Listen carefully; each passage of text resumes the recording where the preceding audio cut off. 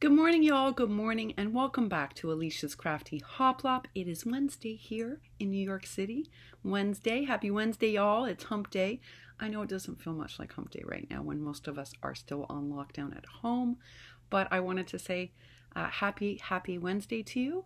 My plan today, I'm already in what is now my Andy Warhol sweatshirt dress has now become a craft top, just because over time it has stretched and become distorted. So it's now one of my making sweatshirts. So I do have it on, and my intention was today to actually try some of Wandy Sweet's embellishments. I don't know if you saw, Wandy's been doing so many great projects lately, but she made these really cute embellishments and I love them. And I thought, oh, I'm going to give those a try today. So that was on my list to test.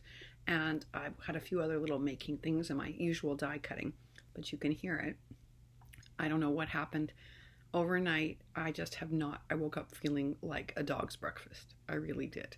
Now, I can't ever tell, I tell you all this, if it's autoimmune or something else. Someone in our building caught a regular infection, not a corona infection. And we all did visit with her. And obviously my immune system is at havoc right now just because I'm without my medicine. So it could be that. It could be my autoimmune. Who knows? But I just woke up feeling awful. Awful is the only way to explain it. I've been trying for like 2.5 hours to get up and make this video. So I don't know how much I'm going to get done today. It's a shame because it's actually sunny out and the air is nice and clean and crisp. And I do have to go to the pharmacy today, and the terrible pharmacy. So I have to get up the energy for that. And I also, my husband, who is very sweet, managed to get the Bronx to deliver more meat here. So I have a big meat delivery coming that I'm also going to have to deal with, which we know means changing clothes and doing laundry and showering and the whole thing. And plus I have to distribute it. And I have student meetings today. So I don't know how much crafting is going to get done. And I would love to show you my craft desk, except that right now it's covered in packaging that I did not put away yesterday because it was such a long day yesterday from teaching that I was just too worn out. I literally, after class, almost fell asleep, but one of those amazing grandmas I tell you about, she saw how I looked yesterday and she didn't like it. So against doctor's orders, she cooked for me and she made my favorite rice and chicken dish. And she showed up at like 9:30, figuring that my students might need some extra time after class. And she showed up and she was like, look, you need to eat. You don't look great. So I don't know how she always knows, folks, but she does. It's like she has this sixth sense or something. And she said, I know you're exhausted and you want to just sleep, but you know what? You got to eat first. So I'm very grateful to her. I did reach out to my doctor to tell my doctor that I was symptomatic with some stuff. And my doctor is, I think, off sick because another doctor responded. And I was like, where is my doctor? I have been so worried about her because she's a frontline worker. And she's the kind of doctor, y'all, that obviously, look, I email her directly. What does that tell you, right? She's a special lady. And you know, it's funny. We have to maintain this professional boundary because that's what makes her capable of being such a great doctor for me. But the truth is, if she was not my doctor, we both know we would have become very good friends. We have a lot in common and we like each other so much. So I wrote back to the administration and I broke the cardinal rule. And I just was like, please let me know how she is. Is she sick? Is something wrong? Now, they're not going to tell me because that breaches that confidentiality. But I'm so worried about her. I guess she made sure she had an alert on my file. She must have, telling the person covering for her that if I email in to please respond immediately, because this is not how this doctor's office runs. I'll be honest. I only go to this doctor's office for this one doctor who is my superhero and has been for 10 years. She is my superhero. So normally you wouldn't hear back from this doctor's office. It's only because she's my doctor that I get instant responses back. So she must have left a note saying if this patient, she has 3 of us who live with very serious autoimmune, and 2 of us in particular that she has a close relationship with and she worries about. And I'm sure she left a note saying if either of these 2, write in, please make sure you get back to them immediately. So to the doctor's credit, who's covering, she did. And she sent off a script for me and she checked in to make sure I'm okay. But I have no word on my own doctor and I am so worried for her as a frontline worker.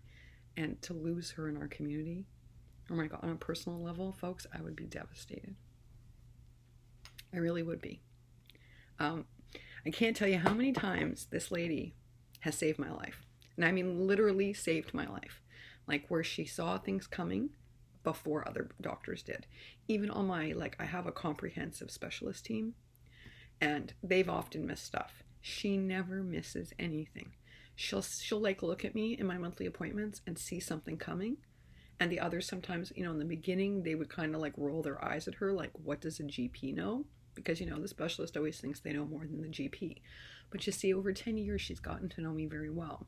So she can see a sign on my face, or she can see a sign in my breathing, or somewhere that always alerts her.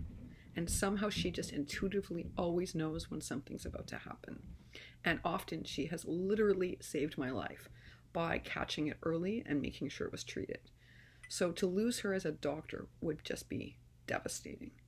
To lose her on a personal level, oh my gosh, I can't even go there, because throughout my struggle with this illness, this doctor has been my anchor. And I've told her that. Oh, even just the thought scares me. So those of you who pray and well wish, I know there is only one reason this woman would not be in her office, and that is because she is sick. So please keep her, keep my doctor in your thoughts today for her wellness.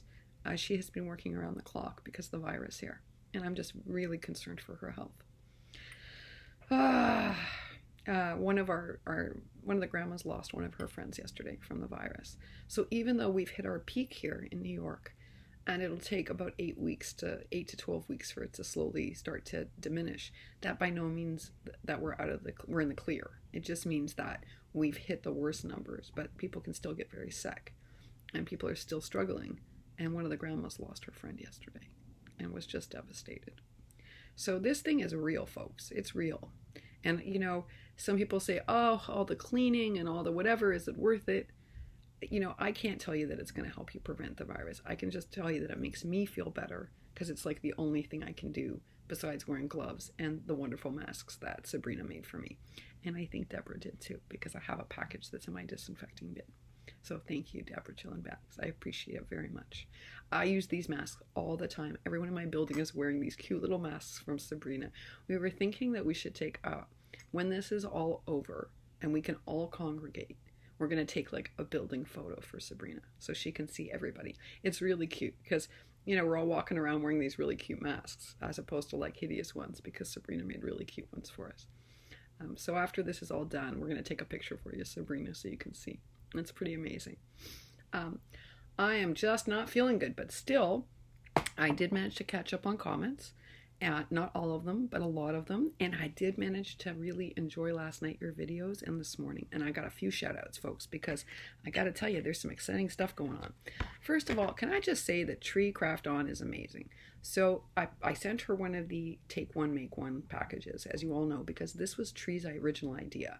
She took this on herself, and I was so inspired by it that I created this thing where I sent it out to different places. Okay, Tree got hers.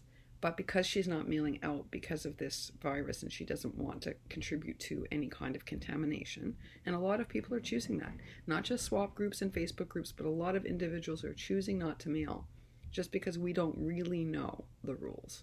We're all following the rules we're given, but they change. Now they're changing weekly. At least they're not changing daily here anymore. So I think they have sort of figured out. The reason why stuff sits in my bin for a few days is because that's now what they've recommended. Like, I follow those recommendations. Those last ones haven't changed in over a week now. I think in a week now. So I think they have it figured out, at least that portion of it, which is good news. But Tree has taken on, she got the Take One, Make One, and because she doesn't want to mail out and contribute, she is instead making the whole thing herself. And her bee was amazing. Well, today, folks, she took on the rosettes, and hers are way nicer and really interesting with little dangles. So I'm going to put a link to her video down below because I want you to check it out. It's super cute and a great project for you to put on your craft desk. I got to tell you, I was a little fascinated with Julia McNeill and with Shiny Silver Treasures, because they're both working with a line of stamps that I'd never seen before. Maybe they're not new to you, but they were new to me.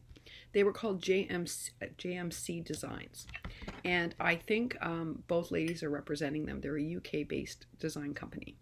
Well, they're available on Etsy, so I took a look, and they are so cute.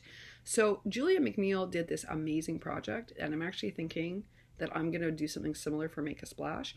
She took this like picture frame and she just altered the heck out of it, and she shows you how. And then she made a shaker with these stamps and the cut aparts. And I'm thinking of doing something very similar with Make a Splash for one of my swaps. It's super cute. So I'm going to put a link to that video down below. And Shiny Silver Treasures also did a project share. She made these really cool cards using the same set of stamps. I have to tell you, these are some of the cutest little sea creature stamps I've ever seen. So I went and took a look at Etsy. They're not super expensive. They're from the UK. They run about $11 and change a pack. But after I saw like there's Ollie Octopus, it's very cute. I also found out that they have these really whimsical stamps they have one that is called Hattie, but it's very much Alice in Wonderland. It's like Alice dressed up as the Mad Hatter holding a teacup. It's really cool and very whimsical. So I did order it. I did. It's super wonderful. So I want to thank Julia McNeill and Shiny Silver Treasures for introducing me to a whole new line of stamps from the UK. You guys know I'm kind of partial to craft products from Europe. I really am. I'm learning this more and more about myself. And I think the reason is I like the quirk, and I love the artistry, and I love the paper that's produced in Europe. I think in Europe, paper is still like a very serious art form. So, you know, you get Minte out of Poland. We have beautiful paper coming out of Italy. Oh my goodness, how many of you have looked at the Ciao Bella series? I know it's pricey. I myself have withheld from buying it, although there is a shop on Etsy, I will tell you, because I've been stalking it, that carries the Ciao Bella line and at a much better price, like under $20. I have a feeling this paper is going to be divine. And then a subscriber on here was like, okay, if you like that My Mind's Eye and you like good quality paper, you should see the Ciao Bella 70s series. So I went and took a look. Now, right now, it's very hard to get, but it is stupendous. If you want to check out a really groovy, super innovative paper collection inspired by the 70s, oh yeah, Ciao Bella, the 70s, amazing. So I'm learning that I am partial to European craft supplies, and it's a new development within me. And again, I think it's because I like the artistry and the quirk, and I like all of the paper quality.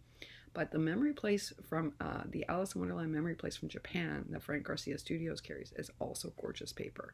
So Japan is something I haven't investigated as much yet. It's on my list though. Oh yes, it is. And you all saw that For the Love of Paper. Well, that's all inspired from Europe and Australia and New Zealand and places like that that have access to flow.